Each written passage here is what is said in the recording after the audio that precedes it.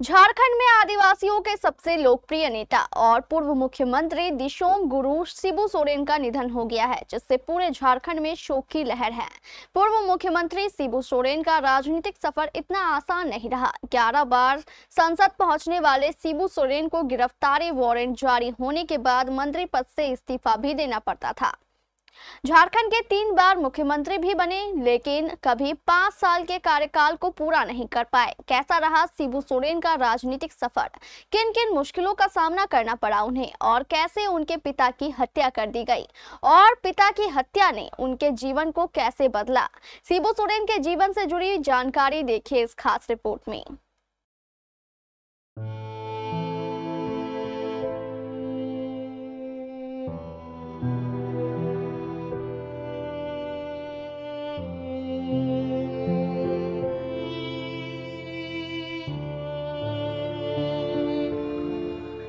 गुरुजी दिशोम गुरु झारखंड आंदोलन और राज्य के सबसे बड़े आदिवासी नेता शिबू सोरेन का निधन हो गया।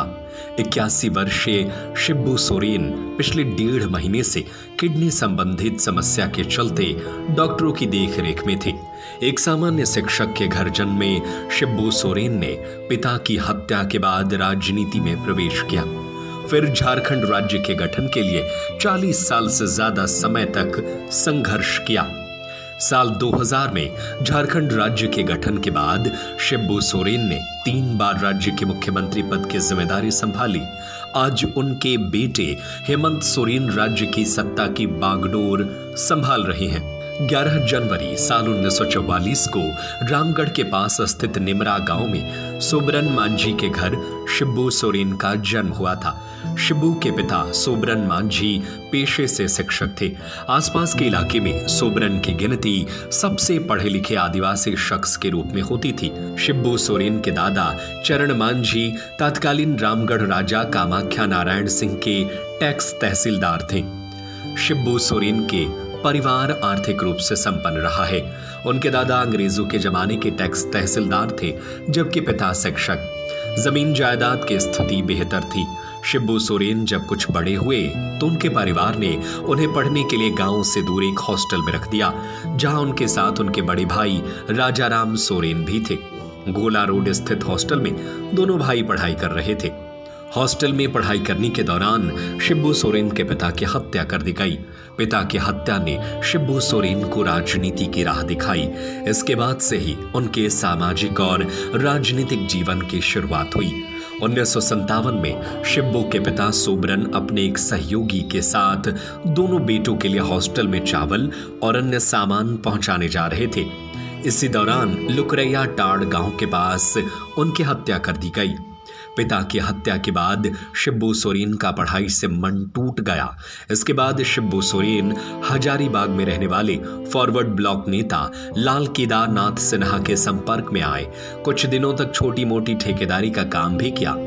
परतातू बड़का काना रेल लाइन निर्माण के दौरान उन्होंने कूली का भी काम किया, लेकिन उन्होंने यह काम छोड़ दिया।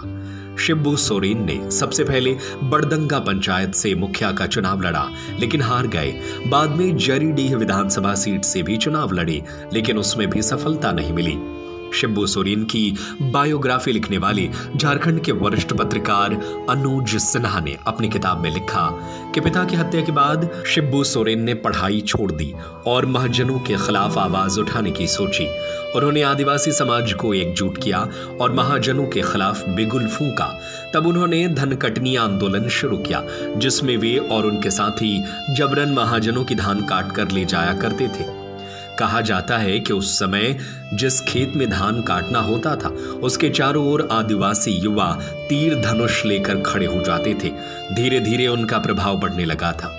आदिवासी समाज के लोगों में इस नवयुवक के चेहरे पर अपना नेता दिखाई देने लगा था, जो उन्हें सूदखोरों से आजादी दिला सकते थे। इसी आंदोलन के दौरान शिबू सोरेन को दिशोम गुरु की उपाधि मिली। संताली में दिशोम गुरु का मतलब होता है देश का गुरु। बाद में विनोद बिहारी महतो और ए.के. राय भी आंदोलन से जुड़ते गए। बाद में उन्हें अपनी राजनीतिक पार्टी की जरूरत महसूस हुई। 1980 के दशक में शिबू सोरेन झारखंड की राजनीति के जाने पहचाने नाम हो चुके थे। 1980 के लोकसभा चुनाव में वो दुमका से तीर धनुष चुनाव चिन्ह लेकर मैदान में उतरे। बिहार से अलग झारखंड को राज्य बनाने की मांग के साथ शिबू सोरेन ने पार्टी कार्यकर्ताओं ने देशोम दाढ़ी चंदा उठाने का अभियान शुरू किया, जिसके तहत उन्होंने प्रत्येक गांव के प्रत्येक परिवार से 1 पाव यानी 250 ग्राम चावल और 3 रुपया नगद राशि देने की मांग की। इस अभियान से जमा हुए पैसों से शिबू सोरेन ने चुनाव लड़ा और जीता। लोकसभा चुनाव जीतने के बाद शिबू सोरेन ने दुमका से चुनाव जीतने का कीर्तिमान ही बना दिया। शिबू सोरेन ने साल 1980, 1989, 1991, 1996, 2002, 2004, 2009 और 2014 में दुमका लोकसभा सीट के लिए चुनाव जीत हासिल की। इसके अलावा वो 3 बार राज्यसभा के लिए भी चुने गए। केंद्र सरकार में भी मंत्री रहे। 2 मार्च 2005 को शिबू सोरेन पहली बार झारखंड के सीएम बने, लेकिन 11 मार्च 2005 को उन्हें त्याग पत्र देना पड़ा। पहली बार मुख्यमंत्री बनने पर शशिनाथ हत्याकांड में नाम आने पर उनकी मुश्किलें बढ़ी। वो इसी मामले में जेल भी गए और फिर ऊपरी अदालत से दोष मुक्त हुए, जिसके बाद 27 अगस्त 2008 को दूसरी बार मुख्यमंत्री बने। लेकिन तमाड़ विधानसभा चुनाव में हार के कारण 11 जनवरी 2009 को सीएम पद से इस्तीफा देना पड़ा। इसके बाद साल 2009 दिसंबर में तीसरी बार सीएम बने, लेकिन कुछ ही दिनों में त्याग पत्र देना पड़ा।